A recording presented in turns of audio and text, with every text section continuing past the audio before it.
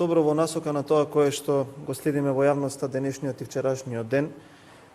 Реакциите на нашата понуда да опозицијата седне и меѓу себе се договори и да искристализира еден текст на изборниот законник кој што, како што кажувам, уште еднаш повторувам,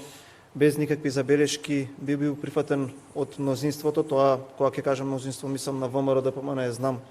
и ВЛЕН. Гледаме дека денеска, иако требаше да се одржи таква средба, спротивни реакции на опозицијата, тука доаѓаме до заклучок дека опозицијските партии не сакаат нов изборен законник, туку сакаат блокада. Со месеци се преговараше, над 4 месеци,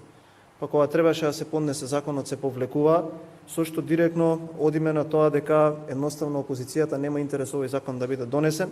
и да го исполниме последниот бенчмарк кој што го имаме како врска од реформската агенда. После 4 месеци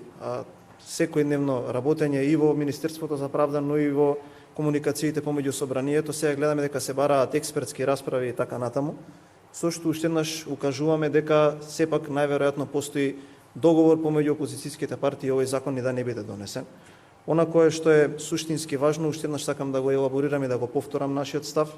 сето тоа кое што тие партии го имаат како разлика и би го договориле помеѓу себе за да се надминат тие разлики, ние би го прифатиле без никаков услов, се додека е во тоа законско решение вклучено и гласањето на диаспората. Остануваме и понатаму веднаш спремни такво законско решение да го прифатиме, да го подпишеме и да го поднесеме со цел Македонија да добие изборен законник кој што ќе го напреди моделот на изјаснувањето на диаспората, но и ќе го исполни бенчмаркот кој што го имаме во насока на исполнување на обврските до реформската агенда. Сметам дека доколку тоа не се случи во текот на денешниот ден, со оглед дека рокот е до 15 јули, уште еднаш ќе се покаже хипокризијата во која што